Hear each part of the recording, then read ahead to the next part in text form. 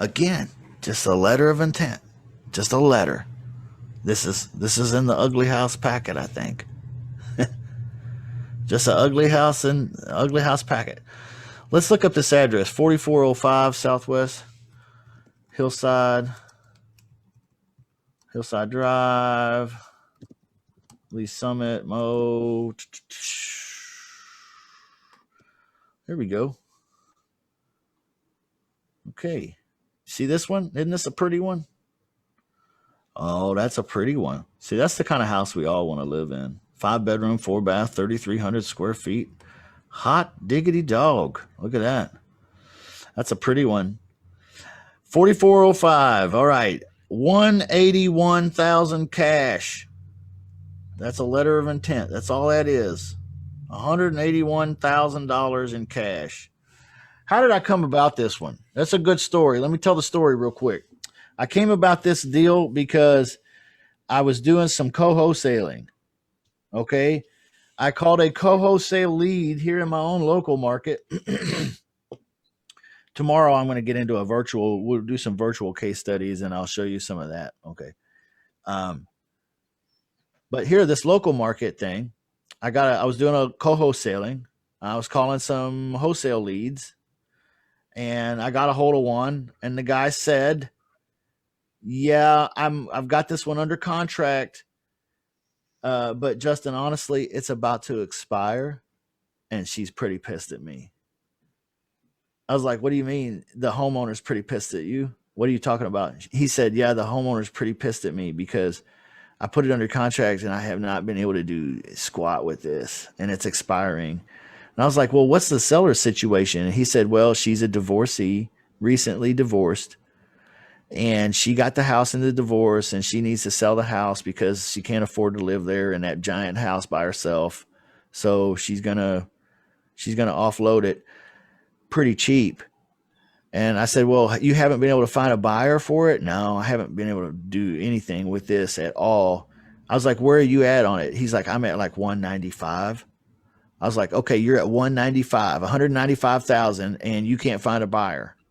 Yeah, but honestly, if you can bring a buyer, just take this whole deal because she's mad at me already and you can just have this one. And if you do something with it, just send me some money or something. I was like, okay, that's cool. That's real cool. So I called up the lady. He gave me her phone number. Isn't this a weird turn of events? Okay. You're calling a wholesaler and he just gives you the deal. Yeah, well, I'm screwing this one up real bad. So here's the homeowner's phone number. Here, just call her and do the deal yourself if you want. She already hates me. I was like, okay. I called the lady up and I made her an offer for 181,000, not 195, right? Which you can see right here on my paper, the letter of intent, it says 181,000 right there. And you can see what kind of ARV it was sitting at, right? So I was thinking, hell yeah, this is a home run. All right. It needed quite a bit of updating and so on and so forth. All right. So nevertheless, the homeowner agreed to my letter of intent. So what naturally follows a letter of intent is a contract to purchase or a purchase and sale agreement. So here's a standard purchase and sale agreement. I put $100 down. I put $181,000 here. Well, look at this, guys. Payable in cash or financed by lender.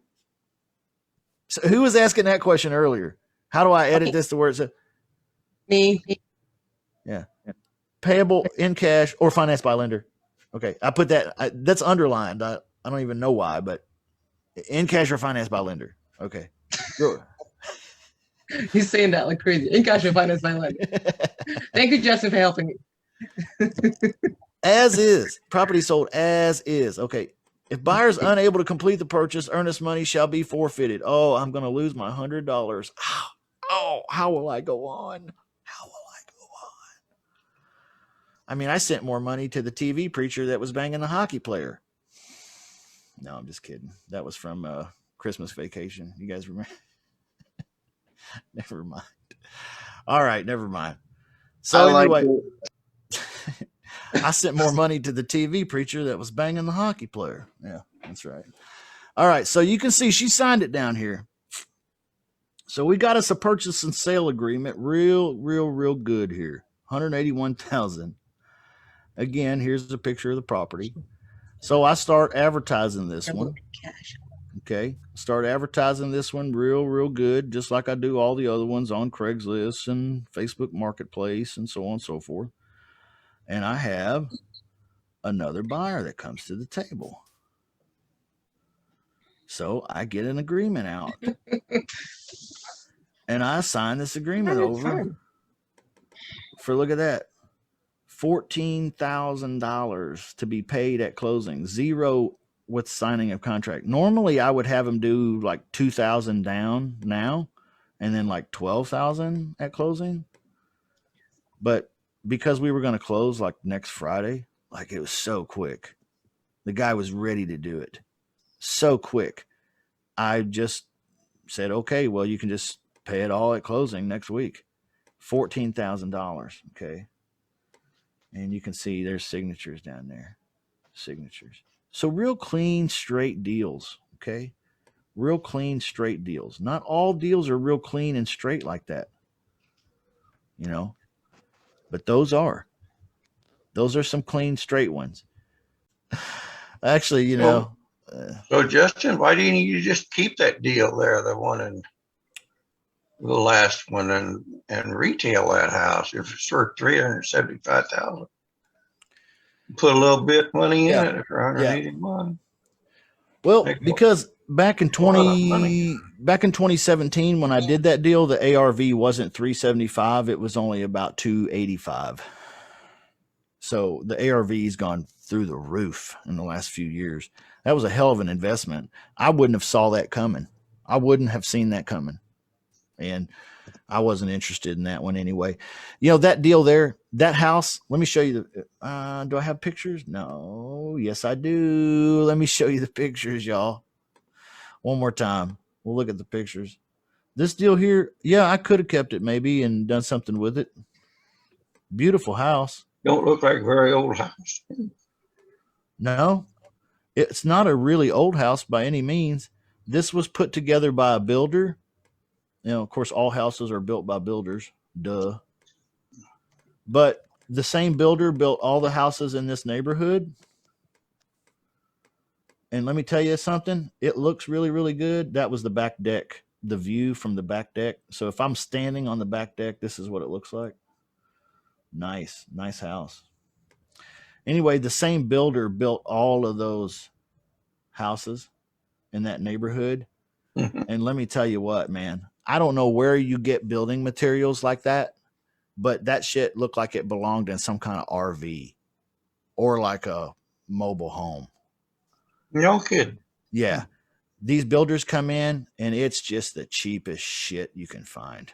I mean, it looks good at first, but not after a little bit. So that house there is a really nice looking piece of shit. That's my point. That's why I wasn't interested in it. Yeah. Just to be honest, builders build really nice looking pieces of shit. And that's what that house is right there. And when I say that, I mean the trim is thin, little fucking fake looking. You know what I mean? Like in an RV or in a mobile home. You guys know what I'm talking about? All of that shit, the cabinets and all the shit and everything in there, you can tell it's just low budget shit. It looks really good. It'll get you to buy, but after you bought and you've lived there 6 months, you hate this place. This is a piece of shit house. That's what that house was. It's better now that the guy that I sold it to has rehabbed it, but nevertheless.